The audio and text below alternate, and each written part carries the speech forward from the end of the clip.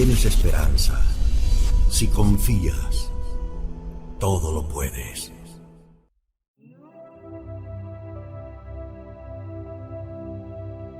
Hola y bienvenidos a nuestro canal, Mundo Caballo de Troya, canal que trata sobre la maravillosa saga de JJ Benítez.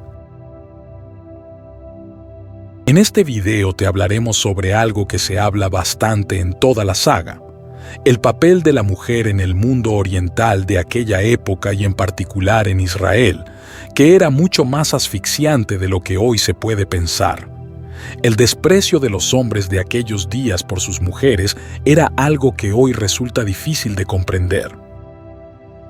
Por ejemplo, cuando la mujer judía salía de su casa, no importaba para qué, tenía que llevar siempre la cara cubierta con un tocado que comprendía 2 velos sobre la cabeza, una diadema sobre la frente, con cintas colgantes hasta la barbilla y una malla de cordones y nudos.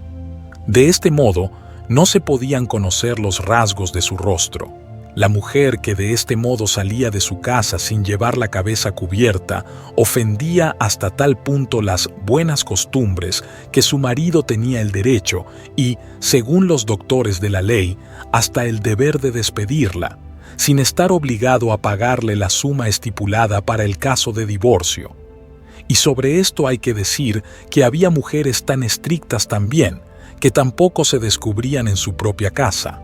Solo el día de la boda, y si la mujer era virgen y no viuda, aparecía en el cortejo con la cabeza al descubierto. Ni que decir tiene que las israelitas, sobre todo las de las ciudades, debían de pasar inadvertidas en público. Las reglas judaicas que se seguían entonces mantenían que era preferible no hablar con las mujeres en público para el bien del alma. Estas reglas de buena educación prohibían, incluso, encontrarse a solas con una hebrea y mirar a una casada o saludarla. Era un deshonor para un alumno de los escribas hablar con una mujer en la calle. Aquella rigidez llegaba a tal extremo que la judía que se entretenía con todo el mundo en la calle o que hilaba a la puerta de su casa podía ser repudiada sin recibir el pago estipulado en el contrato matrimonial. Pero en verdad no hay que generalizar. También había excepciones. Estas reglas eran tenidas muy en cuenta solo entre los grupos más puritanos, especialmente los fariseos. La verdad es que 2 veces al año, el 15 de Ab y el día de la expiación, había danzas en las viñas de los campos, y las muchachas se hacían valer ante los jóvenes. Sobre todo, estas prescripciones afectaban a las familias acomodadas, donde la mujer sí que podía llevar una vida retirada, pero no en las familias populares, donde razones económicas lo impedían. La mujer tiene que ayudar a su marido muchas veces en el trabajo. Además, en el campo reinaban relaciones más libres y sanas que en las grandes ciudades, donde las maneras y las costumbres eran algo a lo que se daba más importancia. En los pueblos, la mujer va a la fuente a por agua, se une al trabajo de los hombres en el campo, vende productos de la cosecha, sirve en la mesa, etc. Tampoco se llevaba tan rigurosamente la costumbre de taparse la cabeza en el campo. La situación de la mujer en la casa no se veía modificada en relación a esta conducta pública. Las hijas, por ejemplo, debían ceder siempre los primeros puestos, e incluso el paso por las puertas, a los muchachos. Su formación se limitaba estrictamente a las labores domésticas, así como a coser y tejer. Cuidaban de los hermanos más pequeños y, respecto del padre, tenían la obligación de alimentarlo, darle de beber, vestirlo, cubrirlo, sacarlo y meterlo cuando era anciano, y lavarle la cara, las manos y los pies. Sus derechos, en lo que se refiere a la herencia, no era el mismo que el de los varones. Los hijos y sus descendientes precedían a las hijas. La patria potestad era muy grande respecto a las hijas menores antes de su boda. Se hallaban en poder de su padre.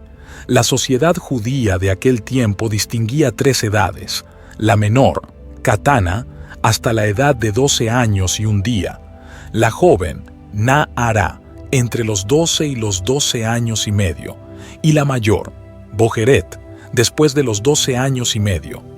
Hasta esta última edad, el cabeza de la familia tenía toda la potestad, a no ser que la joven estuviese ya prometida o separada. Según este código social, las hijas no tenían derecho a poseer absolutamente nada, ni el fruto de su trabajo ni lo que pudiese encontrar, por ejemplo, en la calle. Todo era del padre. La hija, hasta los 12 años y medio, no podía rechazar un matrimonio impuesto por el padre. El padre podía vender a su hija como esclava, siempre que no hubiera cumplido los 12 años. Los esponsales solían celebrarse muy temprano. Al año de ser mayor, la hija celebraba la boda, pasando entonces de la potestad del padre a la del marido. Y realmente no se sabía qué podía ser peor. Después del contrato de compra-venta, pues eso era en el fondo la ceremonia de esponsales y matrimonio, la mujer pasaba a vivir a la casa del esposo. Esto, generalmente, significaba una nueva carga, amén del enfrentamiento con otra familia extraña a la recién llegada, a la que casi siempre se manifestaba una abierta hostilidad. A decir verdad, la diferencia entre la esposa y la esclava o una concubina era que aquella disponía de un contrato matrimonial y las últimas no. A cambio de muy pocos derechos, la esposa se encontraba cargada de deberes. Tenía que moler el grano, coser, lavar, cocinar, amamantar a los niños, hacer la cama del marido y, en compensación por su sustento, hilar y tejer. Otros añadían incluso a estas obligaciones las de lavar la cara, manos y pies y preparar la copa del marido. El poder del marido y del padre llegaba al extremo de que, en caso de peligro de muerte, había que salvar antes al marido. Al estar permitida la poligamia, la esposa tenía que soportar la presencia y las constantes afrentas de las concubinas. Pero la poligamia solo podía ser asumida por la gente pudiente y no era habitual. En cuanto al divorcio, que estaba admitido según la ley mosaica, el derecho estaba única y exclusivamente de parte del marido. Solo él podía iniciar el trámite. Esto daba lugar, lógicamente, a constantes abusos. Naturalmente, dentro de estos límites, la situación de la mujer variaba según los casos particulares. Había dos factores que tenían especial importancia. Por una parte, la mujer encontraba apoyo en sus parientes de sangre, especialmente en sus hermanos, lo cual era capital para su vida conyugal. Por otra parte, el tener niños, especialmente varones, era muy importante para la mujer. La carencia de hijos era considerada como una gran desgracia, incluso como un castigo divino. La mujer, al ser madre de un hijo, era considerada, había dado a su marido el regalo más precioso. La mujer viuda quedaba también en algunas ocasiones vinculada a su marido, cuando éste moría sin hijos. En este caso debía esperar, sin poder intervenir en nada ella misma, que el hermano o los hermanos de su difunto marido contrajesen con ella matrimonio levirático o manifestasen su negativa, sin la cual no podía ella volver a casarse. Por supuesto, desde el punto de vista religioso, la mujer israelita tampoco estaba equiparada con el hombre. Se veía sometida a todas las prescripciones de la Torá y al rigor de las leyes civiles y penales, incluida la pena de muerte, no teniendo acceso, en cambio, a ningún tipo de enseñanza religiosa. Una sentencia del rabí Eliezer, por ejemplo, decía que quien enseña la Torá a su hija le enseña el libertinaje, y otra decía, vale más quemar la Torá que transmitirla a las mujeres. La mujer no estaba obligada a ir en peregrinación a Jerusalén por las fiestas de Pascua, Pentecostés y los tabernáculos, habitar en las tiendas en la fiesta y agitar los lulab, hacer sonar el sopar el día de Año Nuevo, leer el libro de Esther, Mahillá, en la fiesta de los Purim, recitar cada día el Semá, etc.